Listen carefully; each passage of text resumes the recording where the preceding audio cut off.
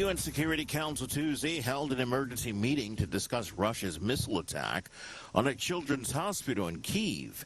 Details on VOA's Jeff Custer. A Russian spokesman Tuesday claimed the hospital was struck by a Ukrainian air defense missile, but a UN analyst said examination of video footage shows the hospital was hit in a targeted attack by a Russian missile. Speaking during the Security Council meeting, U.S. UN Ambassador Linda Thomas-Greenfield says the attack shows Russian President Vladimir Putin's true intentions. As if there was any doubt that this was the case, yesterday's attack makes abundantly clear Putin is not interested in peace. He's committed to wreaking death and destruction in pursuit of his war of aggression. UN officials noted intentionally directing attacks against a protected hospital is a war crime. Meanwhile, the Russian UN ambassador dismissed the accusations as pro-Ukrainian propaganda. Jeff Custer, VOA News. NATO leaders have been gathering in Washington as the military alliance confronts the prospect of the return of NATO skeptic Donald Trump to the White House. Summit kicked off Tuesday, and heads of state are working to shore up transatlantic support for Ukraine in its battle against Russia. More from National Security Communications Advisor John Kirby. You're going to see some announcements on deterrence capabilities, not just with respect to helping Ukraine, but boosting the alliance. You're going to see some announcements with respect to the defense industrial base and how to shore up that and make it more resilient and invest in it more, including in our own industrial base here in the United States. And you're going to see, as I alluded to, some discussion about Ukraine's path to NATO and what that can look like. Heavy Israeli bombardment is shaking Gaza City. Thousands are fleeing. Palestinians are sheltered at medical facilities and have been forced to flee. This is VOA News. A Russian internet propaganda campaign backed by the Kremlin that spread disinformation in the United States and relied on artificial intelligence has been disrupted. That's according to the U.S. Justice Department, which announced Tuesday that it seized nearly 1,000 bogus media accounts. Officials described the operation as part of an ongoing effort to sow discord in the U.S. through the creation of fictitious social media profiles that purported to belong to a legitimate user, but were actually designed to advance the aims of the Russian government, including by spreading disinformation about its war with Ukraine. AP correspondent Charles de Ledesma looks at a United Nations report on a Taliban morality police unit. The Taliban's morality police are contributing to a climate of fear and intimidation among Afghans, according to a new UN report, which underlines that edicts and some of the methods used to enforcement disproportionately impacting women and girls constitutes a violation of human rights and fundamental freedoms. The Taliban had set up a ministry for the propagation of virtue and the prevention of vice after seizing power in 2021. The UN mission in Afghanistan goes on. Human rights violations, as well as the unpredictability of enforcement measures, contribute to a climate of fear and intimidation among segments of the population. I'm Charles de Ledesma. AP Washington correspondent Sagar Magani reports that the U.S. Federal Reserve's chairman suggests interest rate cuts may be getting closer. The Fed's benchmark rate is at a two-decade high as the central bank keeps fighting inflation. Over the past 2 years, the economy has made considerable progress. But at the same time, elevated inflation is not the only risk we face. Chair Jerome Powell tells a Senate panel the Fed is also facing a cooling job market, and cutting rates by too little or too late could hurt economic activity and employment. While that suggests the Fed is nearing a move to cut rates, Powell did not say what Wall Street investors are anxious to hear, any strong indication of when cuts might start. Economists expect they will begin at the Fed's September meeting. Sagar Magani, Washington. Indian Prime Minister Narendra Modi has met President Vladimir Putin in Moscow, seeking to deepen the two nuclear powers' relationship.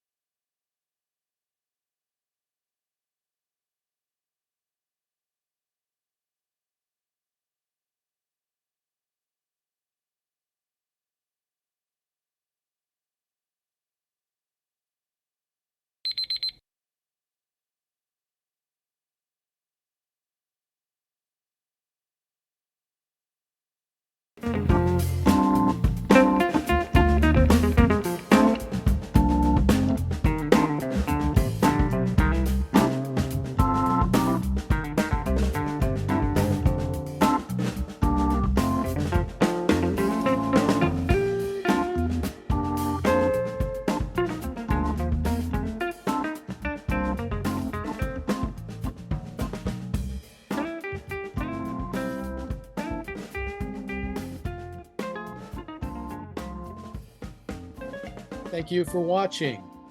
Can you do me a favor? Please leave a comment in the comment section below. That would really help. Thank you, and see you again soon.